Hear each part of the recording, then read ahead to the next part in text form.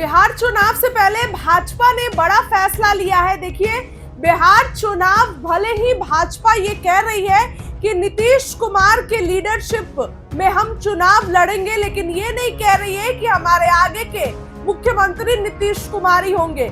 देखिए, भाजपा ने बिहार चुनाव का जिम्मा धर्मेंद्र प्रधान के हाथ में सौंपा है। वही धर्मेंद्र प्रधान जो नीतीश कुमार से मुलाकात किए थे उनके दिल्ली जाने से पहले। आपको याद होगा कि अभी हाल में ही धर्मेंद्र प्रधान नीतीश कुमार से मुलाकात किए थे। उन्होंने नीतीश कुमार के बॉडी लैंग्वेज को भांप लिया और उसके बाद भाजपा ने यह फैसला लिया कि चलो इन्हीं को बिहार प्रभारी नियुक्त कर देते हैं और नीतीश के मुकाबले खड़ा कर देते हैं। जी हाँ दोस्तों, नीतीश के मुकाबले, क्योंकि नीतीश कुमार को इस बार भाजपा रिप्लेस करके मानेगी। इस बार भाजपा ये पूरी प्लानिंग प्लॉटिंग कर रही है कि नीतीश कुमार को रिप्लेस करना है। कैसे प्लानिंग प्लॉटिंग कर रही है बताती हूँ। अमित शाह भाजपा के कार्यकर्ताओं के साथ बैठक करते हैं, नीतीश कुमार नहीं होते हैं। जेपी नड्डा बैठक करते हैं, नीतीश कुमार नहीं होते हैं। तो अंदर अंदर ये बात चल रही है। अब देखिए, आपको बताते हैं कि बिहार विधानसभा चुनाव से पहले केंद्रीय शिक्षा मंत्री धर्मेंद्र प्रधान सहित कई नेताओं को भाजपा नेतृत्व से बड़ी जिम्मेदारी मिली है। धर्मेंद्र प्रधान को बिहार चुनाव के लिए प्रभारी नियुक्त किया गया है, जबकि यूपी के डिप्टी सीएम केशव प्रसाद मौर्य और केंद्रीय मंत्री सीआर पाटिल सब प्रभारी बनाए गए हैं। वहीं अगले साल होने वाले पश्चिम बंगाल चुनाव के लिए केंद्रीय मंत्री भूपेंद्र यादव को प्रभारी बनाया गया है। अब देखिए, फिलहाल हम बात करेंगे बिहार की, तो बिहार में धर्मेंद्र प्रधान को बनाया गया है। दोस्तों, धर्मेंद्र प्रधान काफी लंबे समय से राजनीति में है और ऐसा कहा जाता है ना उनके बारे में कि चुनाव जिस भी राज्य में होता है ना, तो धर्मेंद्र प्रधान ऐसा उनको नियुक्त किया जाता है ना कि उनका काम ही इतना अच्छा रहता है कि उस राज्य में भाजपा की जीत हो जाती है। अब दोस्तों, भाजपा की जीत का मतलब भाजपा का मुख्यमंत्री धर्मेंद्र प्रधान बहुत लंबे समय से इस क्षेत्र में काम कर रहे हैं। जिस राज्य में चुनाव होता है उनको वहां पर सेट कर दिया जाता है कि अब आप काम करिए। तो भाजपा को नीतीश कुमार को रिप्लेस करना है और इसी कारण से धर्मेंद्र प्रधान को बहुत बड़ी जिम्मेदारी मिली है। बिहार में एनडीए की सरकार है और बीजेपी ने 2020 के चुनाव में 74 सीटें जीती थी। संगठन की कोशिश है कि इस बार रिकॉर्ड संख्या में सीटों की जीत ज्यादा दर्ज की जाए। बिहार में जदयू नीतीश कुमार के नेतृत्व में सरकार है, भाजपा में सम्राट चौधरी और विजय सिन्हा डिप्टी सीएम है। लेकिन भाजपा ये चाह रही है कि हमारे लोग डिप्टी सीएम तक सीमित नहीं रहेंगे, हमारे लोग तो सीएम बनेंगे। इसी कारण से नीतीश के मुकाबले में धर्मेंद्र प्रधान को लाया गया है।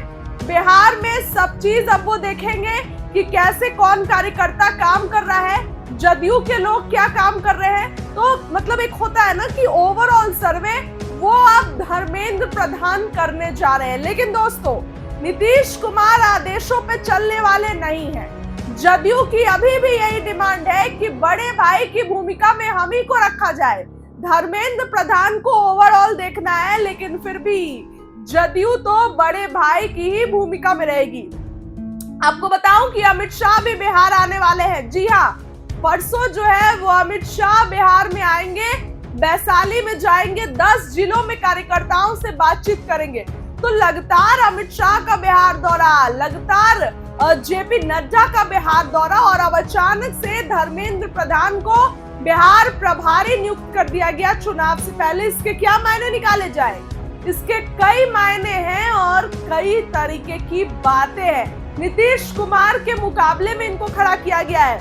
दोस्तों, इसके जस्ट पहले महाराष्ट्र का चुनाव हुआ। महाराष्ट्र के चुनाव में बहुत हवाबाजी हुई कि एकनाथ शिंदे चुनाव लड़ेंगे, एकनाथ शिंदे चुनाव जीतेंगे, उनको सीएम बनाया जाएगा।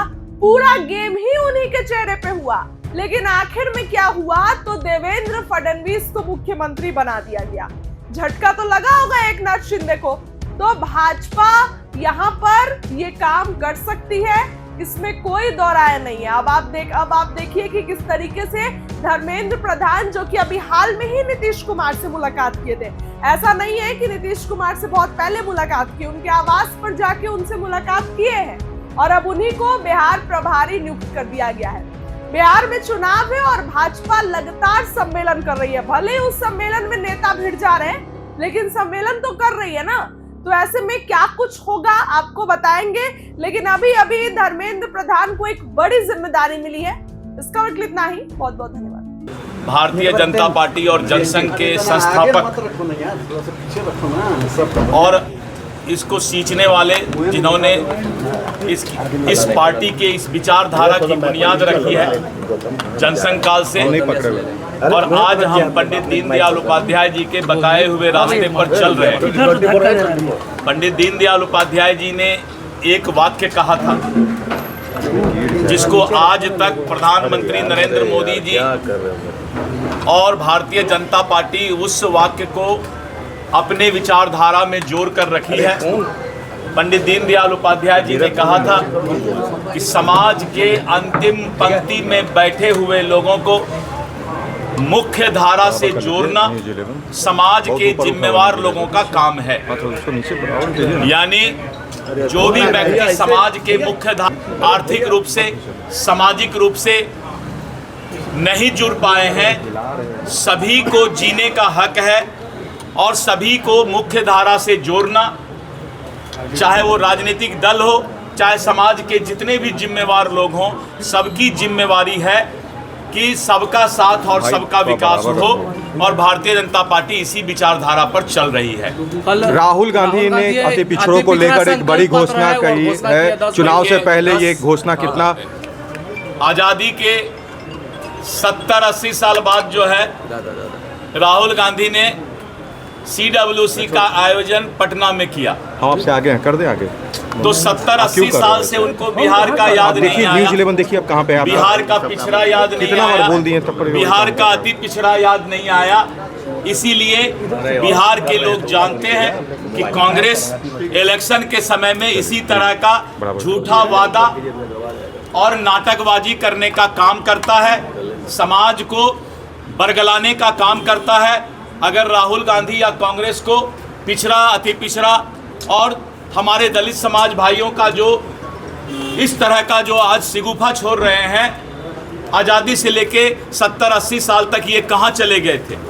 इनका भारतीय जनता पार्टी और NDA गठबंधन एक पिछड़ा, अति पिछड़ा समाज को, दलित समाज को जो है समाज के मुख्य धारा से जोड़ने का काम कर रही है। ये सिर्फ नारा लगाते हैं, हम उसको जमीन पर उतारने का काम करते हैं। और पंडित दीनदयाल उपाध्याय जी, जिनको आज हम लोगों ने श्रद्धा सुमन अर्पित किया, मैंने कहा कि उनका वाक्य था कि समाज के अंतिम पंक्ति में बैठे हुए लोगों को उनका अधिकार, सामाजिक, आर्थिक सभी रूप से उनका विकास हो। और आज नरेंद्र मोदी जी के नेतृत्व में, नीतीश कुमार जी के नेतृत्व में इसको धरातल पर उतारने का काम किया जा रहा है।